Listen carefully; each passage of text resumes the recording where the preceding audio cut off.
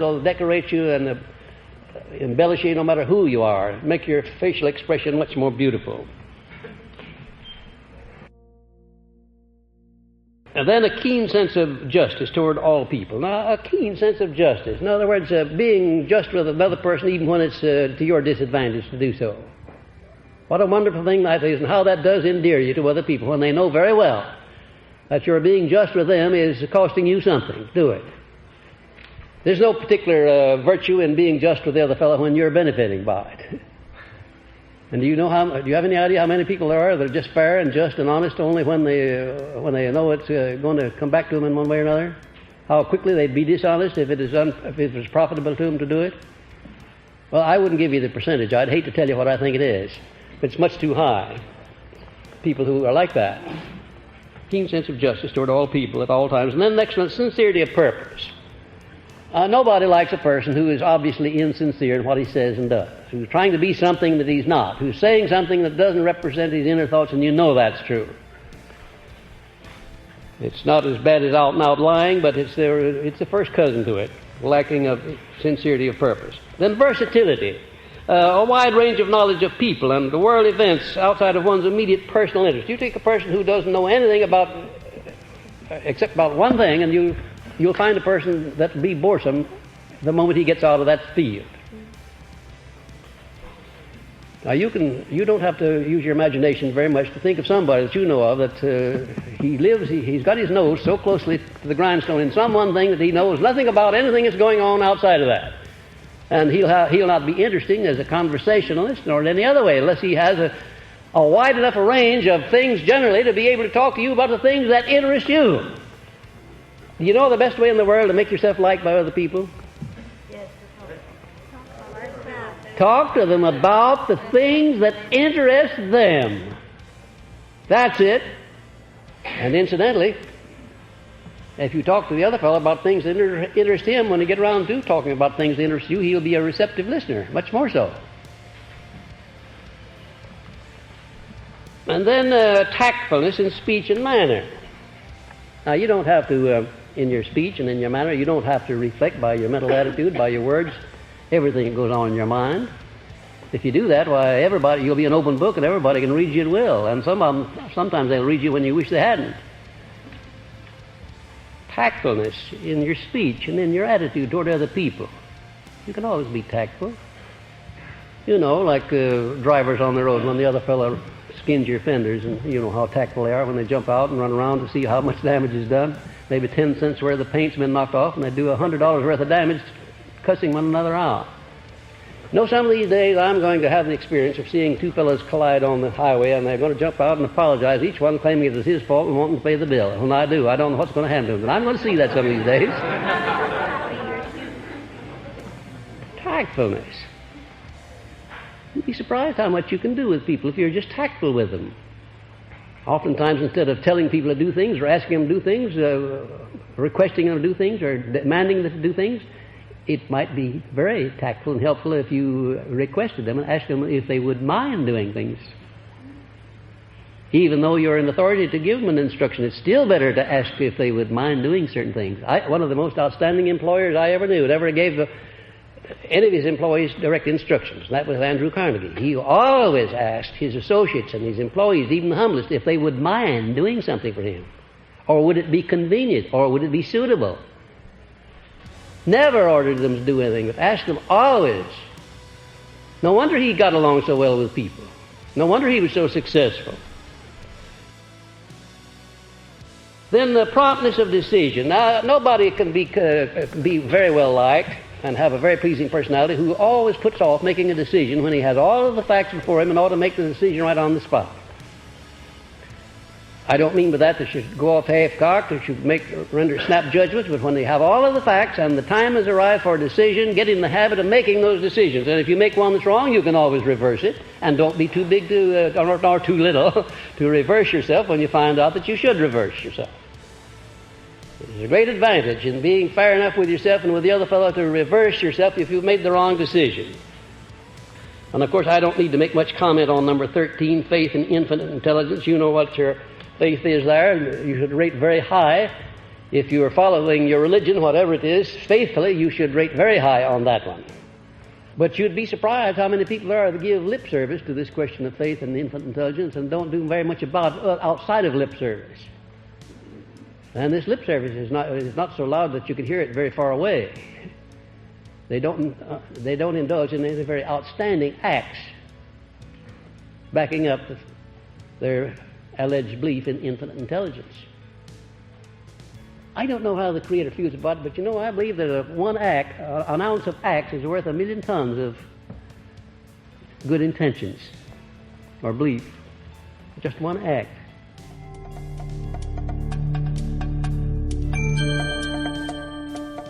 Number 14, appropriateness of words. Free from slang and wisecracks and profanity. I never saw an age when people indulge in so many wisecracks, slang statements, double talk, and all that sort of thing is now. And it may seem smart to the fellow who's doing it, but it's not smart to the fellow who's listening.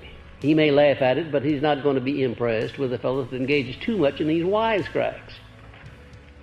Smart sayings. Appropriateness of words. Our English language is not the easiest thing in the world to conquer or to master, but it is a beautiful language. It has a wide range of words, meanings, and it's a wonderful thing to be able to control the English language so that you can convey to the other fellow precisely what you have in your mind or what you want him to think you have in mind, what you want him to know. Then the controlled enthusiasm. You'd say, well, why controlled enthusiasm? Why not turn it loose and let it run riot? Well, just because you'll get in danger, into trouble if you do. Your enthusiasm ought to be handled very much like you handle your electricity. Now, it's a very wonderful thing. It washes dishes, washes your clothes, runs the toaster, maybe cooks your food on the stove, does a lot of things, but you handle it with care. And you turn it on when you want it and then turn it off when you don't want it. Your enthusiasm should be handled with just as much care. You turn it on when you want to turn it on, and then you can just as quickly turn it off. If you're not able to turn it off as quickly as you turn it on, somebody will come along and get you all enthused over something that you ought not to be enthused over.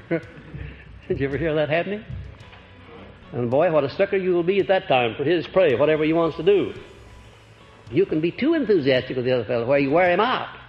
Wear him out pulling down his metal shades and resisting you. I have had salesmen come around so enthusiastic that I wouldn't let them in my place a second time because I didn't want to go to the trouble of defending myself against them. I've heard some speakers, I've heard some preachers like that too. I wouldn't want to follow them because I had too much trouble resisting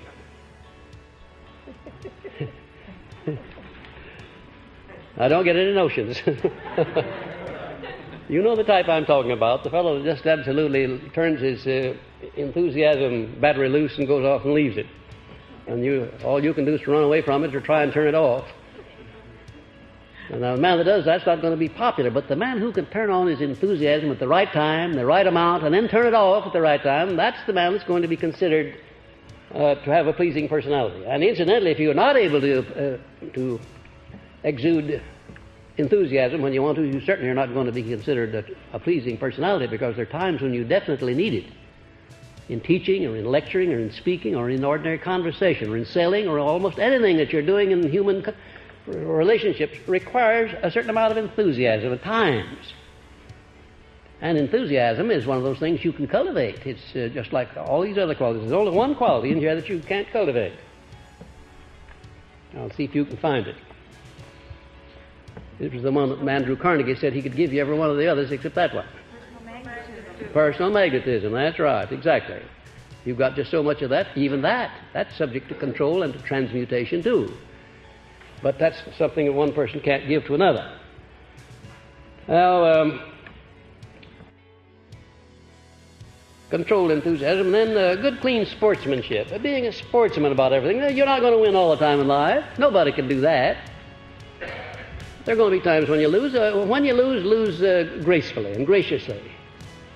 Lose and say, well, I lost, but maybe it's the best thing that I did, because I'm going to start looking immediately for that seed of an equivalent benefit, and next time, when time comes to lose, I'm going to let somebody else lose. So I'm going to wise myself up. And then don't take it too seriously, no matter what it is. You know, during the Depression, I had 4 of my friends commit suicide. About 2 of them jumped off of tall buildings. One shot himself, and another one took poison because they lost their money. And the 2 of them, at least, I lost twice as much as they did. And I didn't jump off in the building. I didn't shoot myself. I didn't poison myself. What did I do? I said, well, it's a blessed fine thing, because losing this amount of money, now I'll have to start in and earn some more. And in earning some more, I'll learn some more. There's my mental attitude toward it, was that I started immediately looking at that Stephen equivalent. It didn't disturb me in the least. And I said to myself, if I lose every penny that I have, like the last suit I have, even my BVDs, I can always get a barrel from somebody and start in all over again. Wherever I can get a bunch of people together to listen, I'll be able to start making money. Now, you can't, how are you going to down a person with that kind of an attitude? No matter how many times he's defeated, he'll come right up again, just like a cork. You can put him down in the water, but he can bounce up the moment you take your hand off of him. And if you don't take your hand off, he'll make you take it off. And then this one down here, number 17, common courtesy. Oh, what a marvelous thing that is. Just common, ordinary garden variety of courtesy toward everybody. People, especially toward people that are obviously on a lower plane socially or economically or financially than yourself. What a wonderful thing it is to be courteous to the person to whom you don't have to be courteous. It's a wonderful thing. It does something to the other fellow, and it does something to you. I always hate to see anybody lording it over another person. Nothing gets me upset quicker than to go into a restaurant and have some newly rich or somebody come in and start ordering the waiters around and abusing them. Even sometimes they may deserve it, but I have never learned to like that. I've always thought that anybody that would abuse another person in public, with or without a cause, had something wrong with his machinery, and there's something he's missing in life, and you would be sure that there is something he's missing. I remember so well when I was living at the Bellevue Stratford Hotel in Philadelphia on that famous trip when I went there to get my publisher the first time. One of the waiters spilled some hot soup right on the back of my neck. And I mean, it burned me too. Well, the head waiter ran over, and a little while the manager of the hotel was out there, and he wanted to get a doctor. I said, well, it's not that serious after all. The waiter spilled a little soup. If he hadn't spilled it, I'd have gone down my neck. Now, maybe I won't have to take it. Well, he said, we'll have your suit cleaned, and we'll do this, we'll do that, and do that. I said, no, just don't get upset. I'm the one to get upset, and I'm not getting upset about it. And that waiter afterward, after he was off duty, he came up to my room and he said, I want to tell you how much I appreciated what you said. You could have had me fired. He says, I was just as good as fired, and if you hadn't talked about the way you did, I'd have been out. And he said, I couldn't afford to be fired. Well, I don't know how much good it did the waiter, but it did me a lot of good to know that after all, there was a man I could have humiliated.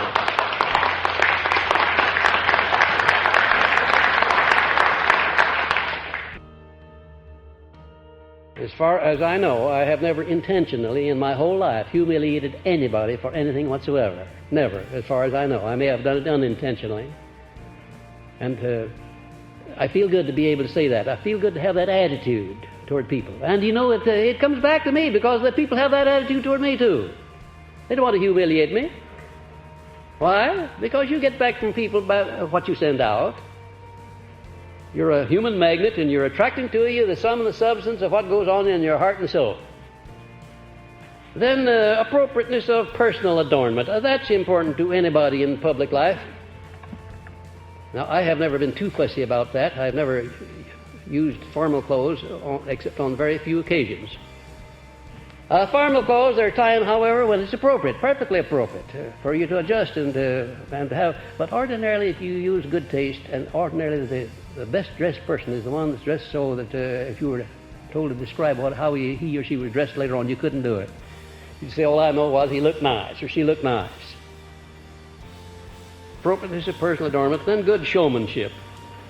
You've got to be a showman if you're going to sell yourself in any walk of life. You've got to be a good showman. Know when to dramatize words, when to dramatize circumstances. You know, there are certain things, if you describe them in just ordinary language, you take the history of the most outstanding man in the world, and if you just gave the bare facts and didn't dramatize them as you went along, why, you'd fall down flat. You really would. You've got to dramatize these things that you're talking about and these people that you're doing business with. You've got to learn the art of showmanship as you go along. And it's something you can learn. And then I don't need to mention to you that you should have the habit of going the extra mile. We've spent a whole evening on that, and you've got a whole lesson on that. And certainly you can rate yourself on that. And then on temperance, in eating, drinking, work and play, and in thinking. Temperance, that means not too much, not too little of anything. Do yourself just as much damage with eating as you can with drinking liquor. Just as much. The rule that I go by in all these things is that I don't allow anything to take charge of me. When I was smoking, when I got to the point where the cigars were smoking me, then I quit. I can take a cocktail, I can take 2. I guess I could take 3. I don't remember ever having taken more than that in a social evening, but I could if I wanted to. But if I ever found them taking me, or if I ever found my being able to resist them, I'd part company with them in a hurry. I would say I'd follow the same rule if I were smoking again now. And when I got to the point where the cigars were smoking me, I quit. Quit right off. I want to be in possession of Napoleon Hill all the time. Not too much, not too little. Temperance. Temperance, it's a marvelous thing. There's nothing so very bad in life, don't you know, if you don't overdo it. Then patience, under all circumstances. Patience. You have to have patience in this world we're living. It's a world of competition. You're constantly being called upon to use your patience, and by using patience, you learn to time these things so that you get action out of other people at the time when the time is more favorable. But if you don't have patience, and you try to force the hand of other people, you'll get a no, or you get a turn down, or a knockdown when you don't want it. Patience requires, you require patience in order that you may time your relationships with people.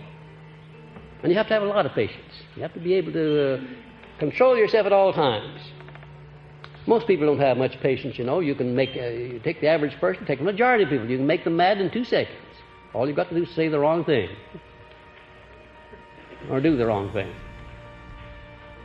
Why, I don't need to get angry because somebody says or does the wrong thing. I could if I want to, but it's my choice. I can choose not to get mad. Number 23, gracefulness in posture and carriage of the body. Now, if I came in and door like this, of course I'd be very comfortable. That's much easier.